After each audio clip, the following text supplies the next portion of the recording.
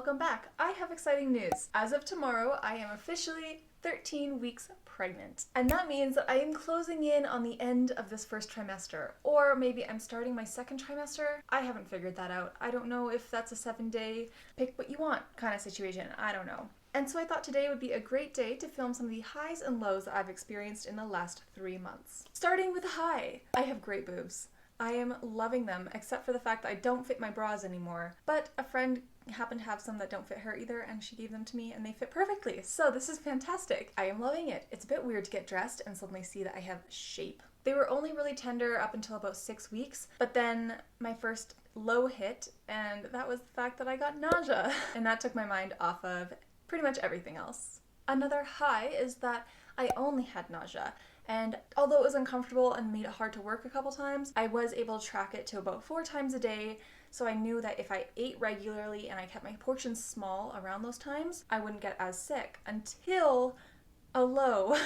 And that is when I hit week 12 and I suddenly started throwing up my breakfast every morning. I still don't really know what's been causing this. This morning I've kept it down, but all I've had is a piece of toast with butter, and it was very boring and not at all satisfying. But I mean, I'm keeping it down, so I'm not going to complain about that. A high is that my hair has been looking fantastic, and I'm not used to having nice hair. I have very stringy, straight / now it seems to be going fuzzy and curly. So I don't really know what my hair is doing, but it's nice at this point. It feels soft and healthy and it looks good and it's shiny and it's all the hair dreams that I've ever had, and I'm going to enjoy them for the few months while it lasts before my hair falls out, which is something I hear I can look forward to. And I know that hair, nails, skin are all like some of the perks of being pregnant besides the fact that you get a baby in the end, but that is one of the lows. Is my skin is not doing great. In fact, my skin's been kind of crap. I've had acne my whole life since basically I've hit puberty, and I've learned to live with it. I've learned how to track it. It's never gone away completely, but I know how to have like good days. I don't feel like I'm getting those these days. It usually is like hormonal cystic acne, and now it just feels like I have nodules and a lot of redness. And on top of that, my skin is so sensitive, as is my scalp. When I had my hair done a few weeks ago, he was just brushing it and I was just sitting there like, ow! Why does this hurt? Or if I'm laying on my pillow and it's like the seam or something, it hurts my skin. And I don't know, I've never thought that it was tender, but it is. So that is certainly a low.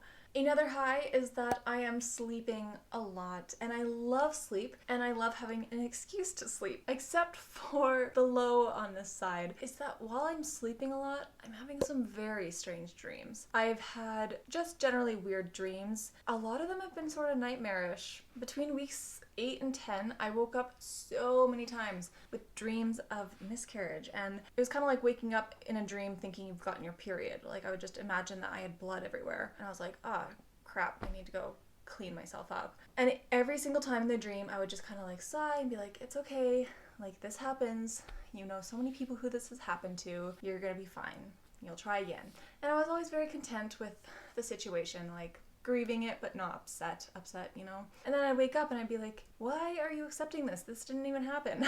So that's not a great part of the sleeping situation, but I do hear that insomnia and lots of pregnancy dreams and all of that stuff kicks up into high gear in the second trimester, so I get to look forward to that.